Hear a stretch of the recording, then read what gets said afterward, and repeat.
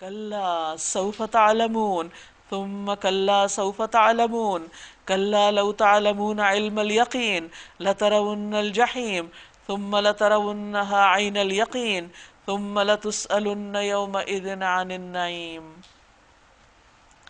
تم لوگوں کو زیادہ سے زیادہ اور ایک دوسرے سے بڑھ کر دنیا حاصل کرنے کی دھن نے غفلت میں ڈال رکھا ہے۔ یہ مشکل ہے انسان کی کہ صرف ضرورت پر اکتفا نہیں کرتا، مقابلے پہ آ جاتا ہے کہ دوسرے کے پاس اگر زیادہ ہے تو مجھے اس سے بھی آگے جانا ہے۔ یعنی انسان نے اپنے جو گول سیٹ کیے ہوئے ہیں وہ محض اس وجہ سے نہیں ہوتے کہ اس کو وہاں تک پہنچنا دنیاوی اعتبار سے ضروری ہے، وہ اس لیے ہوتے ہیں کہ چونکہ فلاں اس جگہ پہنچا تو مجھے اس سے اوپر جانا ہے، مجھے اپنا آپ منوا کے چھوڑنا ہے، اور اسی دوڑ میں انسان زندگی سے ہاتھ دھو بیٹھتا ہے اور آخرت کے لیے اس نے پھر کچھ تیاری نہیں کی ہوتی۔ تو فرمایا یہاں تک کہ اسی فکر میں تم لبے گور یعنی قبر کے منہ پہ جا پہنچتے ہو اور قبر تم کو سمیٹ لیتی۔ ہرگز نہیں، ان قریب تمہیں معلوم ہو جائے گا، پھر سن لو، ہرگز نہیں، ان قریب تم کو معلوم ہو جائے گا، ہرگز نہیں اگر تم علم یقینی کی حیثیت سے اس روش کے انجام کو جانتے تو تمہارا یہ طرز عمل نہ ہوتا۔ تم دوزخ دیکھ کر رہو گے، پھر سن لو کہ تم بالکل یقین کے ساتھ اسے دیکھو گے، پھر ضرور اس روز تم سے ان نعمتوں کے بارے میں جواب طلبی کی جائے گی، یعنی انسان سے حساب لیا جائے گا جو بھی وہ دنیا میں استعمال کرتا رہا۔ یہ جہاں تک اس بات کا تعلق ہے کہ جہنم دیکھو گے تو جہنم کے اوپر ایک پل اللہ تعالیٰ رکھیں گے، پل صراط جس کو کہا جاتا ہے، تو نیک ہو یا بد ہر ایک کو اس پل سے گزرنا ہے اور جہنم کا منظر بھی وہ دیکھ لے گا پھر۔ اور نعمتوں کا حساب اس کے بارے میں آتا ہے کہ ایک مرتبہ نبی صلی اللہ علیہ وسلم کے سامنے ٹھنڈا پانی اور کھجوریں پیش کی گئیں، تو آپ نے کھانے کے بعد فرمایا کہ قسم اس ذات کی جس کے ہاتھ میں میری جان ہے، یہ ان نعمتوں میں سے ہے جن کے بارے میں تمہیں قیامت کے دن جواب دہی کرنی پڑے گی، کہ یہ سب کچھ انجوائے کرنے کے بعد تم نے پھر اللہ کی اطاعت کتنی کی۔ سورۃ العصر، بسم اللہ الرحمن الرحیم، والعصر ان الانسان لفی خسر الا الذین آمنوا وعملوا الصالحات وتواصوا بالحق وتواصوا بالصبر۔ زمانے کی قسم، انسان در حقیقت بڑے خسارے میں ہے، بڑے نقصان میں۔ کیوں؟ اس لیے کہ انسان کی زندگی گھلتی چلی جا رہی، برف کے تودے کی طرح ہر لمحہ قطرے ٹپکتے چلے جا رہے ہیں، وقت گزرتا چلا جا رہا ہے، سوائے ان لوگوں کے جو ایمان لائے اور نیک اعمال کرتے رہے۔ جو شخص نیکی کی بھاگ دوڑ میں لگا رہتا ہے وہ اپنے اس سرمایہ کو کیش کر رہا ہے، اور ایک دوسرے کو حق کی نصیحت اور ایک دوسرے کو صبر کی تلقین کرتے رہے۔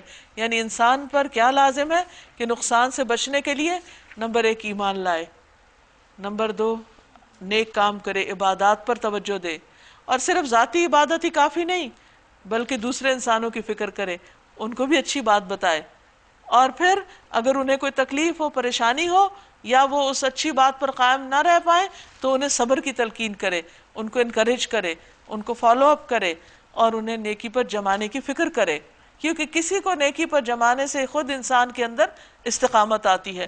ہم اکیلے اس دنیا میں اچھے نہیں بن کے رہ سکتے، ہمیں ایک دوسرے کی سپورٹ کی ضرورت ہوتی ہے۔ تو وہی نسخہ، وہی ٹپ بتا دی گئی کہ کامیابی کس میں ہے۔ سورۃ الہمزہ، بسم اللہ الرحمن الرحیم، ویل لکل ہمزۃ لمزہ الذی جمع مالا وعددہ یحسب ان مالہ اخلدہ کلا لینبذن فی الحطمہ وما ادراک ما الحطمہ نار اللہ الموقدہ التی تطلع علی الافئدہ انہا علیہم مؤصدہ فی عمد ممددہ۔ تباہی ہے ہر اس شخص کے لیے جو منہ در منہ لوگوں پر تان اور پیٹھ پیچھے برائیاں کرنے کا خوگر ہے، یعنی نہ سامنے چھوڑتا نہ پیچھے چھوڑتا ہے۔ انسان کو دوسرے انسان سے اختلاف ہو سکتا ہے کیونکہ ہر انسان کا مزاج فرق ہے، عادات فرق ہیں، ضروریات فرق ہیں۔ اب اس کا حل کیا ہے؟ اس کا حل یہ ہے کہ اس کے ساتھ کمیونیکیشن کی جائے، دلیل دی جائے، دلیل سے اس کی بات کو رد کیا جائے، اگر وہ غلط کر رہا ہے تو اس کو سمجھایا جائے، نہ کہ الزام تراشی اور بدنامی کے ساتھ اس کو ذلیل کیا جائے۔ یہ کن لوگوں کا شیوا ہوتا ہے، کن لوگوں کا یہ طریقہ ہوتا ہے؟ وہ جن کے پاس مال کی کثرت ہوتی ہے، وہ سمجھتے ہیں کہ چونکہ ہم اسٹرانگ ہیں لہٰذا ہمیں حق ہے کہ ہم جس کو جو چاہیں کہہ دیں، ہمیں کوئی نہیں پوچھ سکتا۔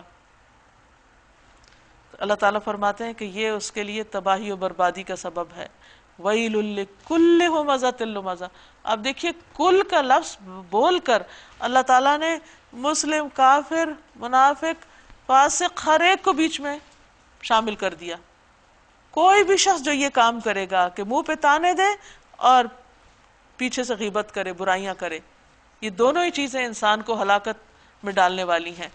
لیکن مالی استحکام اور مال کی کثرت اور اس میں دن بدن ترقی انسان کو بعض اوقات بہت بے لگام کر دیتی، اور وہ دوسرے لوگوں کی ضروریات تو کیا، ان کی عزت کی بھی پرواہ نہیں کرتا، اور اس طرح ان کو کوئی بڑا ہو چھوٹا ہو، کوئی عزت دار ہو یا غریب ہو یا مسکین ہو، اس کو پرواہ نہیں ہوتی۔ تو یہ جو غلط قسم کا کانفیڈنس ہے، کیونکہ عام طور پہ ہم کہتے ہیں کہ یہ جیسے بچوں کو بھی بدتمیزی سکھا دیتے ہیں لوگ، اور وہ بڑوں کے سامنے بعض اوقات بہت ہی بلنٹلی غلط باتیں کہہ رہے ہوتے ہیں یا ان کی عزت اور احترام میں کمی کرتے ہیں، تو ہم کہتے ہیں آج کل کے بچے بہت اسٹریٹ فارورڈ ہیں، اور ان کو کور کرتے ہیں یہ کہہ کے کہ بہت کانفیڈنٹ ہیں، یہ بہت کچھ جانتے ہیں۔ بھئی بچے بچے ہیں، دین ہمارا تو یہی سکھاتا ہے کہ بڑا ہو یا بچہ ہو ایک دوسرے کا احترام کرے۔ نبی صلی اللہ علیہ وسلم نے فرمایا وہ ہم میں سے نہیں جو چھوٹوں پر شفقت نہ کرے اور بڑوں کی عزت نہ کرے۔ یہ ہمارے دین کا ایک بنیادی حصہ ہے۔ اس لیے کسی کو بھی یہ حق نہیں کہ خواہ علم ہو یا مال ہو یا کسی بھی طرح کی انسان کے پاس کوئی طاقت و اقتدار ہو، اس کی بنا پر ایسا کانفیڈنٹ ہو کہ وہ دوسروں کے ساتھ بدتمیزی پر اتر آئے۔ جو ایسا کرے گا اس کے لیے پکڑ ہے، ہلاکت ہے۔ اور پھر یحسب ان مالہ اخلدا، وہ سمجھتا اس کا مال ہمیشہ اس کے پاس رہے گا، کیونکہ اس نے مال جمع کیا اور گن گن کر رکھا، پھر وہ سمجھتا کہ مال ہمیشہ رہے گا اس کے پاس، یہ مال اس کے کام آئے گا۔ ہرگز نہیں، مال نہیں کام آئے گا۔ وہ شخص تو چکنا چور کر دینے والی جگہ میں پھینک دیا جائے گا، یعنی جہنم اس کو توڑ پھوڑ کے رکھ دے گی، اور تم کیا جانو کہ وہ کیا ہے چکنا چور کر دینے والی جگہ؟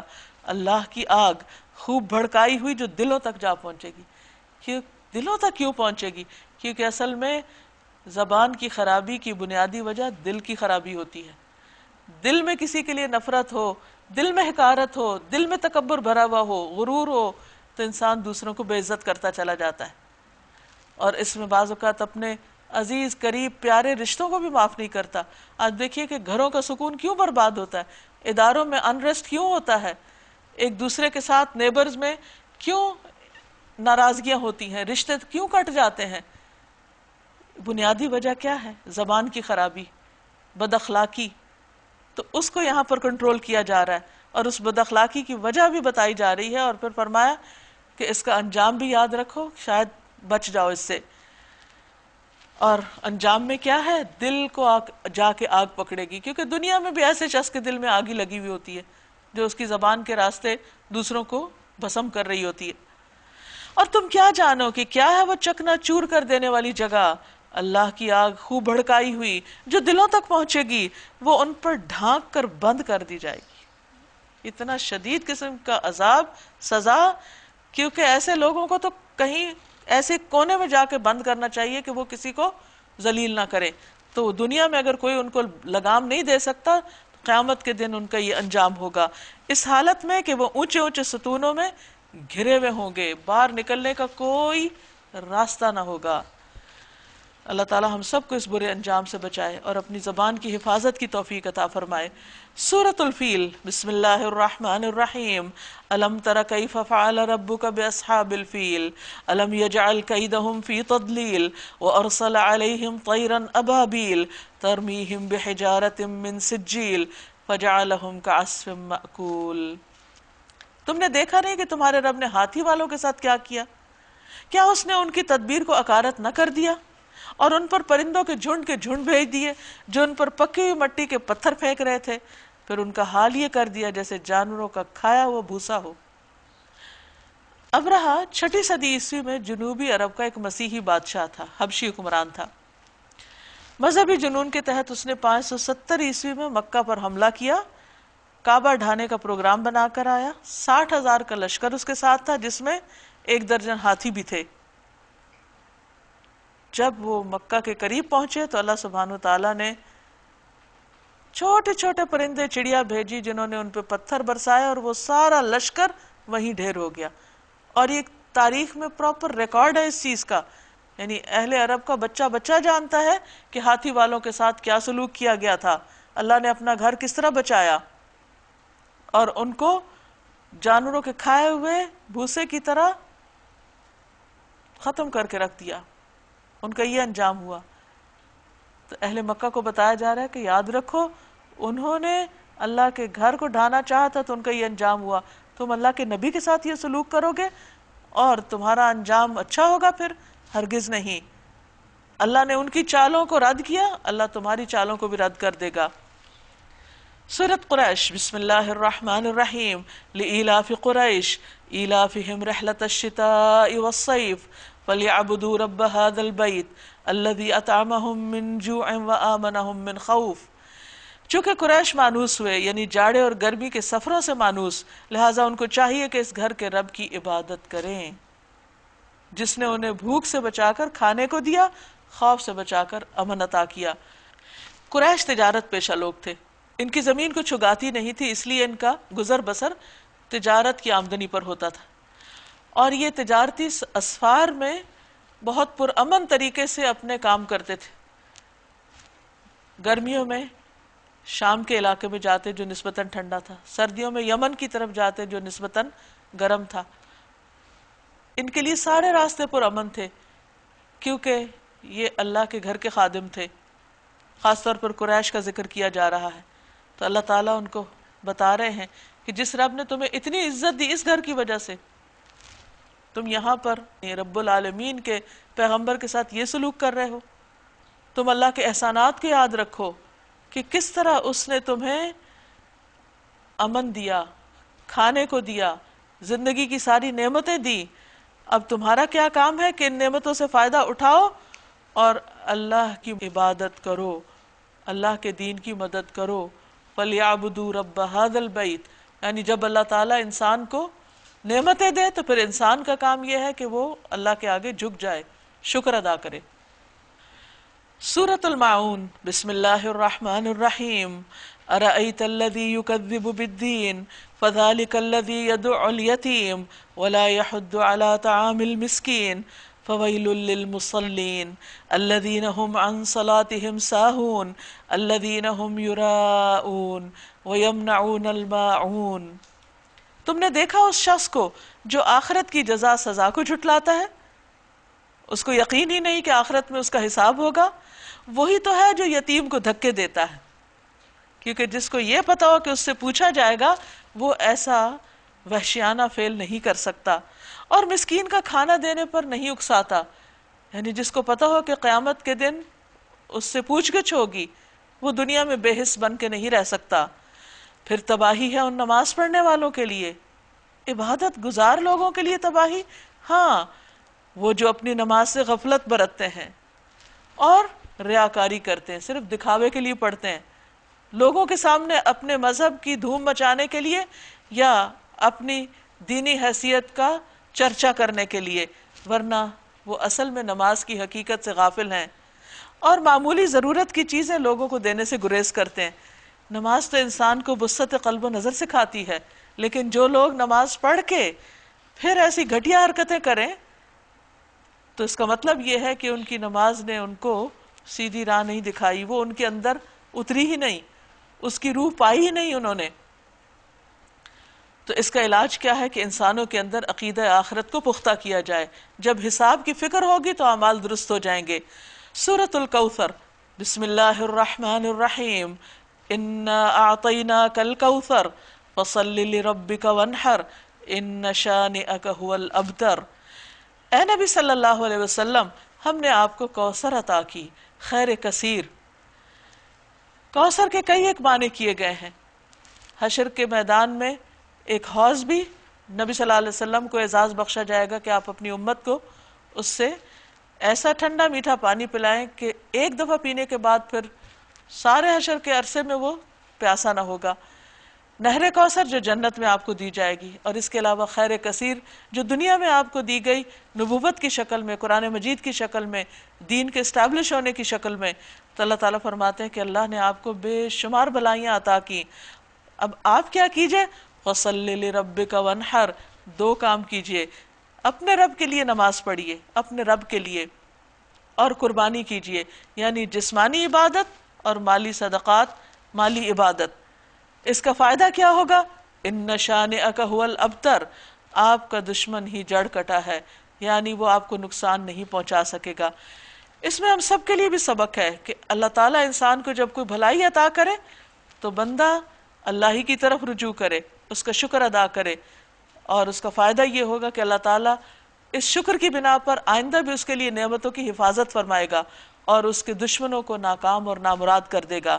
سورۃ الکافرون. بسم اللہ الرحمن الرحیم.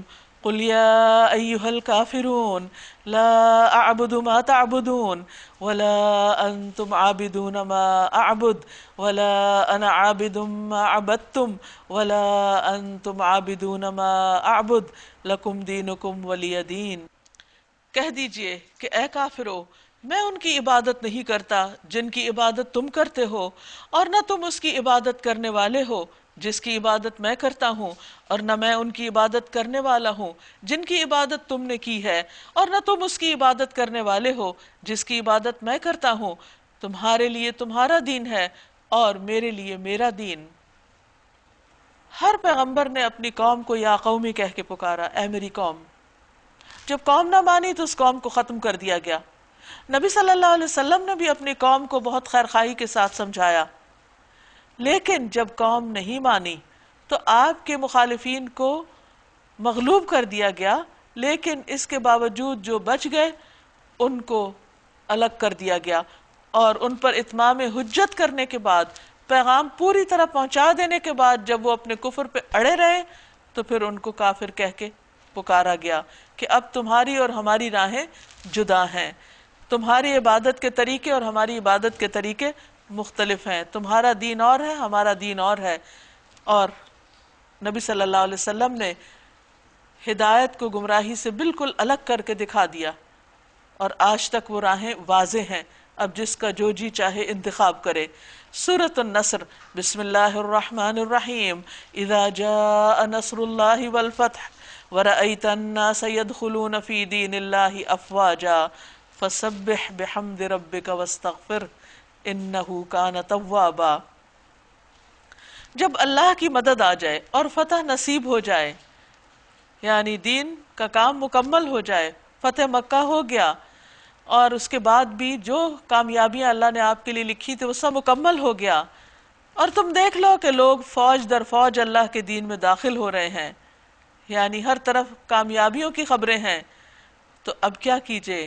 اس موقع پر کوئی فخر نہیں، کسی قسم کی بڑائی کا اظہار نہیں، اپنے رب کی حمد کے ساتھ اس کی تسبیح کیجئے، یعنی اللہ کی تعریف کیجئے، اللہ کی پاکی بیان کیجئے کہ اس کی توفیق سے یہ سارا کام مکمل ہوا، انجام کو پہنچا، اور اس سے مغفرت کی دعا مانگیے، کیونکہ انسان کی کوشش جتنی بھی زیادہ ہو اس میں کمی کوتاہی رہ ہی جاتی ہے، اس لیے بخشش مانگنے کے لیے کہا جا رہا ہے. بے شک وہ بڑا توبہ قبول کرنے والا ہے. اللہ تعالیٰ اپنے بندے پر مہربان ہے. نبی صلی اللہ علیہ وسلم کو اللہ تعالیٰ نے فتح مبین عطا کی، آپ کی مدد فرمائی، اور آپ کے سارے دشمن، جن میں سے نمبر 1 ابو لہب تھا، آپ کے دشمنوں کا سمبل، اس کو ہمیشہ کے لیے ذلیل و رسوا کر دیا. اس کا نام لے کر قرآن مجید میں ایک سورت اتاری جس سے یہ ظاہر ہوتا ہے کہ جو حق کی مخالفت کرے گا وہ بالآخر ناکام و نامراد ہو کر رہے گا. سورۃ اللہب. بسم اللہ الرحمن الرحیم. تبت یدا ابی لہب وتب ما اغنی عنہ مالہ وما کسب سیصلی نارا ذات لہب وامرأته حمالۃ الحطب فی جیدها حبل من مسد. ٹوٹ گئے ابو لہب کے ہاتھ اور وہ نامراد ہو گیا، اس کی کوششیں رائے گاں ہو گئیں، اس کا مال اور جو کچھ اس نے کمایا یعنی اس کی اولاد اس کے کسی کام نہ آیا، کوئی اس کو بچا نہ سکا.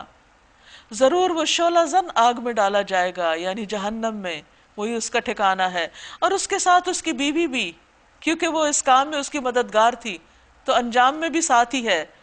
لگائی بجائی کرنے والی، جو نبی صلی اللہ علیہ وسلم کی برائیاں گھر گھر جا کے کیا کرتی تھی، آپ کو محمد کی بجائے مذمم کہا کرتی تھی، لیکن اللہ سبحانہ و تعالیٰ نے آپ کو کامیابی بخشی اور مذمم کہنے والی کی مذمت ہو گئی۔ اس کی گردن میں مونج کی رسی ہوگی، کیونکہ دنیا میں اس کے پاس ایک بہت بڑا قیمتی ہار تھا جس کو ہاتھ لگا فت میں اس کو بھی خرچ کر ڈالوں گی، یعنی اپنا وقت، سرمایہ، مال، ہر چیز لگا دوں گی مخالفت میں، لیکن اس مخالفت کا کیا فائدہ ہوا؟ سب کچھ برباد ہو گیا، وہ ہلاکت کے انجام کو پہنچے، اگرچہ آپ کے خون کے رشتہ دار تھے وہ، لیکن حق کی مخالفت نہ کرے ورنہ اس کا انجام بہت بھیانک ہے، ویسا ہی جیسے ابو لہب کا ہوا۔ اور اللہ سبحانہ تعالیٰ نے توحید کا پیغام ہمیشہ کے لیے ثابت کر دیا۔ سورۃ الاخلاص اس کے بعد، بسم اللہ الرحمن الرحیم، قل هو اللہ احد اللہ الصمد لم یلد ولم یولد ولم یکن لہ کفوا احد۔ کہیے وہ اللہ ہے یکتا، اکیلا، اللہ سب سے بے نیاز ہے، اس کو کسی کی ضرورت نہیں، اور سب اس کے محتاج ہیں، سب انسانوں کو، ساری مخلوق کو اس کی ضرورت ہے، نہ اس کی کوئی اولاد ہے، کیونکہ اولاد تو اس کو چاہیے ہوتی ہے جو اپنی ذات میں کمزور ہو، اور اللہ پاک ہر کمزوری سے پاک ہے، اور نہ وہ کسی کی اولاد ہے، اور کوئی اس کا ہمسر نہیں، کوئی اس کے برابر نہیں۔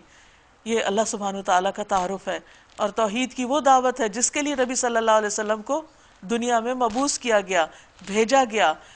اس کے پڑھنے کی بھی بہت زیادہ اہمیت ہے، اور اس کو بار بار پڑھنا چاہیے، اور ایک بار نہیں کئی بار پڑھنا چاہیے، تاکہ انسان اس سبق کو کبھی نہ بھولے۔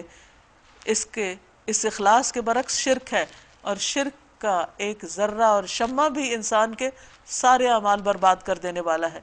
اس لیے سورۃ الاخلاص دراصل توحید کا سبق دیتی ہے، جو انسان کو قرآن کے اختتام پر یاد کر لینا چاہیے۔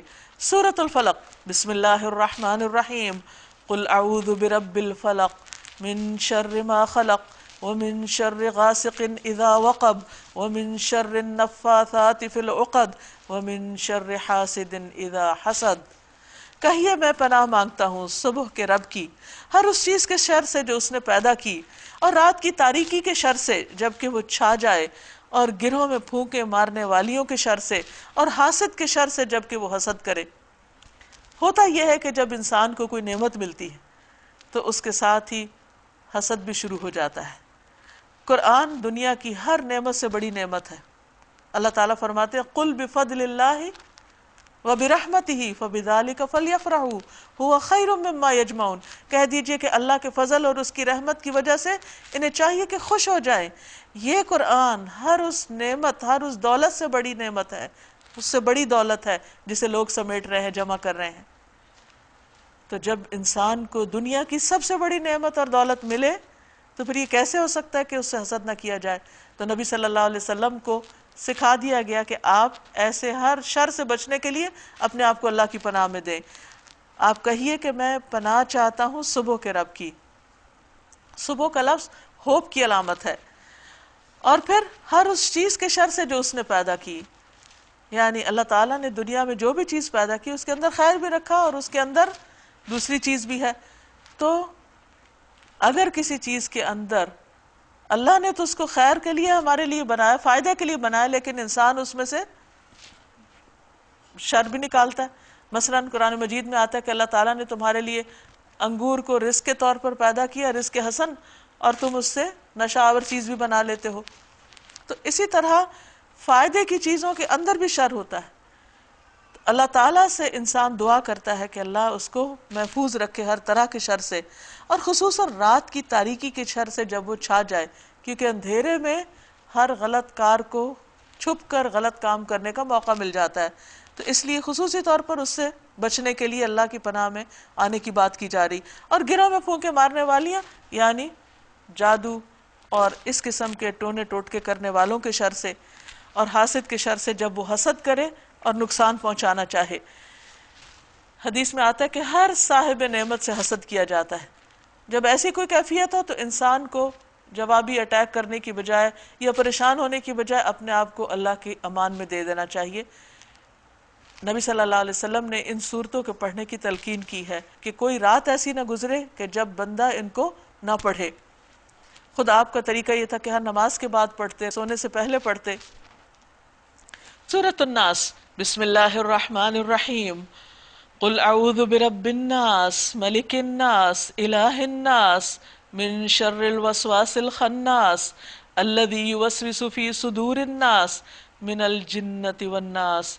کہیے میں پناہ مانگتا ہوں انسانوں کے رب، انسانوں کے بادشاہ، انسانوں کے حقیقی معبود کی اس وسوسہ ڈالنے والے کے شر سے جو بار بار پلٹ کر آتا ہے، جو لوگوں کے دلوں میں وسوسے ڈالتا ہے، خواہ وہ جنوں میں سے ہو یا انسانوں میں سے۔ کچھ شر نظر آتے ہیں، کچھ شر نظر نہیں آتے۔ مثلا رات کا اندھیرا نظر آتا ہے، اسی طرح بعض تکلیف دینے والی چیزیں نظر آتی ہیں اور وہ جسمانی طور پر تکلیف دیتی ہیں۔ حقیقت یہ ہے کہ انسان کے آس پاس شر تو ہے، کچھ شر نظر آنے لگتا ہے لیکن کچھ شر نظر نہیں آتا، چھپا ہوا ہوتا ہے۔ نظر آنے والی چیزوں سے بچنا آسان ہوتا ہے، لیکن جو چیزیں نظر نہیں آتی ان سے انسان غافل ہو جاتا ہے۔ اللہ سبحانہ وتعالیٰ نے ہمارے فائدے کے لیے ہمیں کھلے اور چھپے دونوں طرح کے شر سے ہوشیار بھی کر دیا اور ان سے بچنے کے لیے طریقہ بھی سکھا دیا۔ پچھلی صورت میں رات کے اندھیرے کے شر سے اور حاسد کے شر سے خاص طور پر اور جادوگروں کے شر سے بچنے کی دعا سکھائی گئی، اور یہاں پر اللہ رب العزت کی مختلف صفات کا ذکر کر کے رب الناس، ملک الناس، الہ الناس، ایک بہت بڑے دشمن کے شر سے بچنے کی بات کی گئی، وہ دعا سکھائی گئی۔ کون ہے وہ دشمن؟ الوسواس، جو سب سے زیادہ وسوسے ڈالتا ہے، شیطان مردود۔ الخناس، باز نہیں آتا، بار بار پلٹ کے آتا ہے جب تک انسان کو بھٹکا نہ لے، لیکن مومن اپنے شیطان کو تھکا دیتا ہے، وہ بھی اس کے کنٹرول میں نہیں آتا کیونکہ وہ اپنے آپ کو اللہ کی پناہ میں دے دیتا ہے۔ یہ شیطان کیا کرتا ہے؟ انسان کے دل میں وسوسہ ڈالتا ہے، کیونکہ دل جو ہے وہ تمام اعضاء کا سردار ہے۔ جو چیز دل میں ہوگی وہی باقی اعضاء پر آئے گی۔ انسان کے ہاتھ وہی کریں گے جو دل میں ہوگا، آنکھیں وہ دیکھیں گی جو دل میں ہوگا، قدم ادھر کوئی اٹھیں گے جو دل میں ہوگا۔ تو شیطان کیا کرتا ہے کہ کنٹرول روم کو جا کے پکڑتا ہے اور اس پہ نظریں لگائے ہوئے ہوتا ہے کہ کسی طرح کنٹرول روم پہ میں کنٹرول کر لوں، پھر سارا انسان میرے کنٹرول میں آ جائے گا۔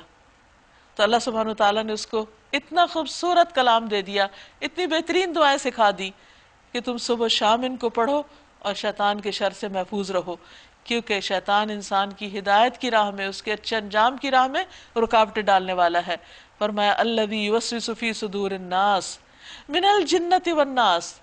حیرت کی بات ہے کہ یہ شیطان جنوں میں سے بھی اور انسانوں میں سے بھی، یعنی ایک تو وہ کہ جو ہماری آنکھیں نہیں دیکھتی، لیکن دوسری طرف وہ بھی لوگ جو شیطان ہی کے چیلے ہوتے ہیں اور شیطان کے مددگار اور اسی قسم کا کام کر رہے ہوتے ہیں، جن کو ہماری نگاہیں دیکھ تو پاتی ہیں مگر ہماری بصیرت سے ہم نہیں ان کو دیکھ پاتے کہ وہ ہمیں کون سی راہ پہ لگا رہے ہیں۔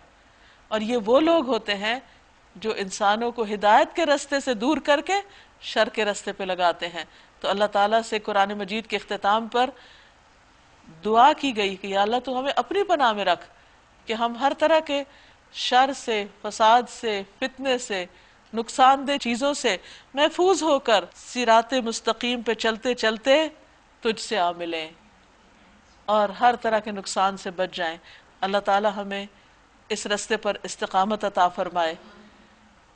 اس موقع پر قرآن پاک کی عظیم ترین سورت کو پھر دہرا لیتے ہیں جس میں بہترین دعا سکھائی گئی، سورۃ الفاتحہ۔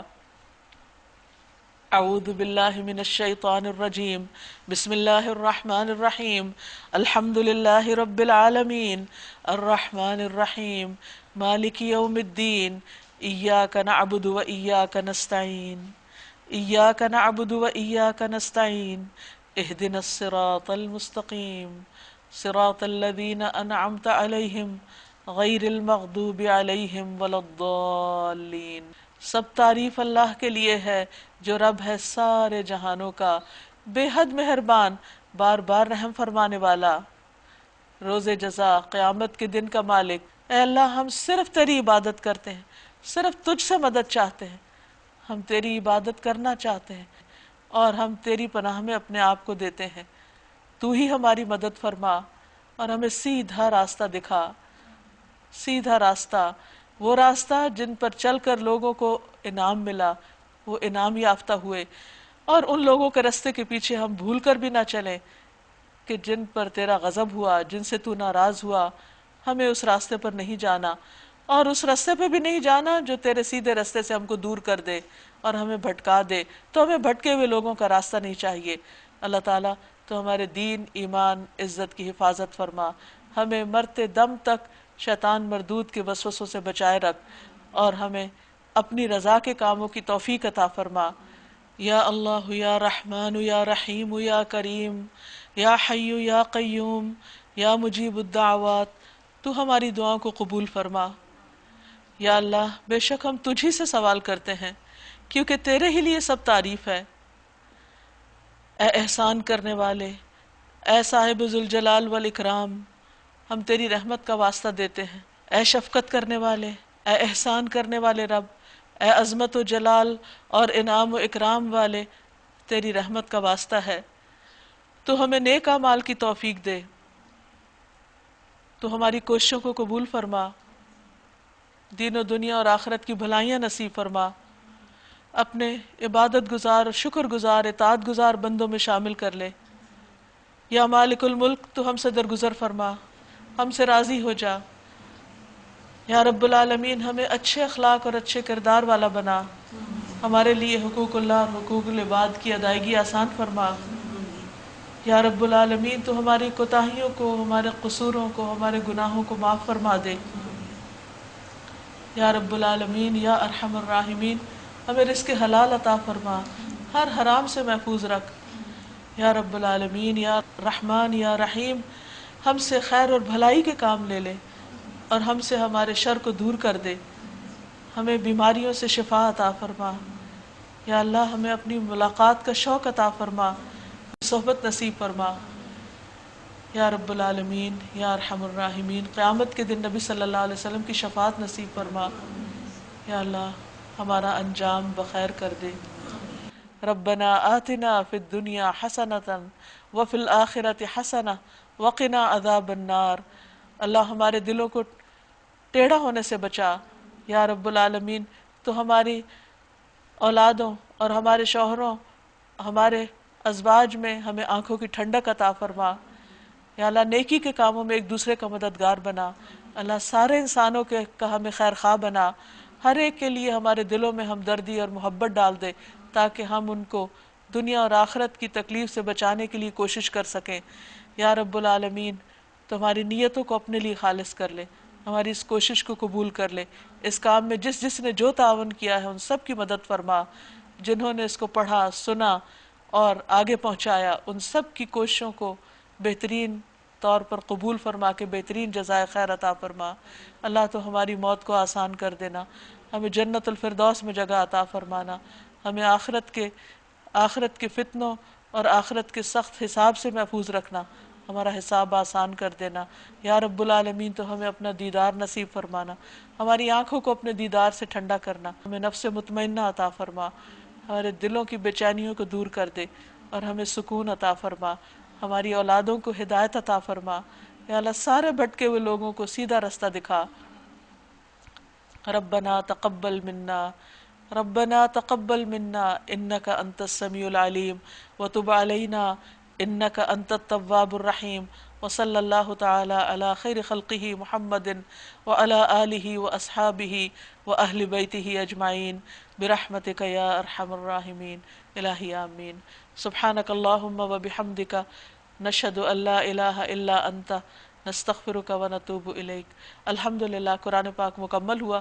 اب آپ اپنے خیالات کا جو اظہار کرنا چاہیں آپ کر سکتے ہیں۔ اس بارے میں جو قیامت کے حوالے سے جو آیات ہیں، جس طرح سے ڈسکرپشن دی گئی ہے، جو سینز بتائے ہیں اور جو ہیپننگز ان کی بہت زیادہ وہ بہت کلیئر ہیں. لیکن یہ والی جو ہے کہ اس روز آدمی اپنے بھائی اور اپنی ماں اور اپنے باپ اور اپنی بیوی اور اپنی اولاد سے بھاگے گا. یہ وہ رشتے ہیں جو سب سے زیادہ قریب ترین، دنیا میں اگر کوئی تکلیف، کوئی مصیبت چھوٹی بڑی آتی ہے تو یہ وہ سپورٹ گروپ ہے جو سب سے پہلے آپ کا ساتھ دیتے ہیں. لیکن قیامت کے دن اتنا سخت دن ہوگا کہ یہی لوگ یہ لوگ بھی نہیں ہوں گے، یہ لوگ بھی بے وفائی کر جائیں گے. اس کی دن کی سختی اور شدت یہ بہت زیادہ مجھے اس آیت نے اسکیئر. اور سم ٹائمز ہم انہی رشتوں کی وجہ سے دنیا میں اللہ کی ناراضگی کے کام کر رہے ہوتے ہیں، اور کل کو یہی رشتے ہمیں کچھ ہیلپ نہیں کریں گے. The ayah that really struck me today was ayah number 6 of Surah Al-Infitar, where Allah subhanahu wa ta'ala says, Ya ayyuhal insanu ma gharraka bi rabbikal kareem. O mankind, what has deceived you concerning your Lord, the generous? As we go through the Quran, it reminds us, and we want to become better human beings. Whether we are a mother, we want to become a better mother. If we are a wife, we want to become a better wife. But as time goes by, we forget that. And that effect of the Quran slowly withers away. So what plans should we make? What actions should be a part of our regular routine so that that feeling of Allah consciousness is maintained?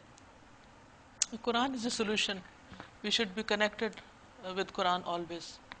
I felt I was most affected by Surah Al-Humazah, and I do feel that we've become so career-oriented, goal-orientated, whether it's children with their grades these days or whether it's people in their profession, that sometimes we forget how important it is with children and elders observing us, how we must maintain our family unit and our etiquettes and morals in the home. And I feel that in this fast life that we live, connection to the Quran is so important, and to be able to sit with a teacher and to be able to reflect so that our purpose of life is maintained within our homes and within our lives. I felt that this surah really affected me. مجھے یہ بات بہت اثر کر گئی کہ جو زبان اللہ تعالیٰ نے کہا کہ کیا میں نے تمہیں نہیں دی 2 ہونٹ اور 2 آنکھیں، تو زبان اگر ہم استعمال کریں، جیسے پہلے بچوں کو کہتے تھے پہلے سوچو اور پھر بولو، بات کو تولو پھر بولو. اگر ہم تھوڑی سی دیر سوچا کریں بات کرنے سے پہلے، تو پھر کسی کا نہ دل ٹوٹے نہ کچھ ہو. اور اللہ تعالیٰ نے جو فرمایا ہے کہ میں نے وہ دی ہے تو وہ اچھائی میں استعمال کرنی چاہیے، اس قرآن کو پڑھنے میں استعمال کرنی چاہیے، دعائیں یاد کرنے میں یا اپنے بچوں کو اچھی اچھی باتیں بتانے میں. سورہ عصر کے حوالے سے میں کہنا چاہوں گی کہ اللہ تعالیٰ نے خطاب کیا ہے مسلمانوں سے، ایمان لانے والوں سے اور نیک عمل کرنے والوں سے، کہ یہ ان کا فرض بنتا ہے کہ وہ اپنے ارد گرد کے ماحول کو صاف کریں، نیکی کی تعلیم دیں اور برائی سے روکیں. آج کل ہمارے معاشرے میں اس طرح کے کام بہت کم ہو گئے، شاید یہی وجہ ہے کہ برائیاں اس قدر پھیل گئی ہیں، اور ہم لوگوں کو سب کو چاہیے کہ توجہ دیں اس طرف. بس اس قرآن کو پڑھ کے اللہ پاک ہمارے عمل پہلے بدلے اور پھر ہم دوسروں کو بدلیں. سب سے پہلے اپنے آپ کو بدلنا ضروری ہے. مجھے یہ بات بہت کلک کی ہے سورہ لہب میں کہ ہم دوسروں کی ہمیشہ دیکھتے رہتے ہیں کہ وہ لوگ کیا کر رہے ہیں، ہم اپنی طرف نہیں دیکھتے. تو کانفیڈنٹ کے نام پر ہمیں چاہیے کہ اپنے آپ کو بھی بدلیں اور ساتھ ساتھ دوسروں کو بھی ہدایت دیں کہ یہ کوئی اچھی بات نہیں ہے، ان کو ترغیب دیں اور اپنے آپ کو اس طرح کا عملی نمونہ پیش. مذاق اڑا دیتے ہیں کہ ہمارے رویے سے، ہمارے پوسچر سے، ہمارے ایٹیٹیوڈ سے ایسا فیل ہوتا ہے کہ مطلب ہم کوئی بہت اونچی چیز ہیں، بڑی چیز ہیں. تو ہمیں پہلے اپنے رویوں پر غور کرنا چاہیے، نہ کہ ہم ہر وقت دوسروں کے اوپر ہی انگلی اٹھاتے رہتے ہیں. ناظرین، اس کے ساتھ ہی ہمارے آج کے پروگرام کا وقت ختم ہوتا ہے. اللہ تعالیٰ سے دعا ہے کہ ہماری ان کوششوں کو قبول فرمائے. آپ سب کے لیے دعائیں اور نیک تمنائیں. اللہ تعالیٰ آپ سب کا حامی و ناصر ہو اور آپ پر بار بار خیر اور بھلائی کے وقت لائے. وآخر دعوانا ان الحمد للہ رب العالمین. سبحانک اللہم و بحمدک اشہد ان لا الہ الا انت استغفرک و اتوب الیک. السلام علیکم ورحمۃ اللہ وبرکاتہ.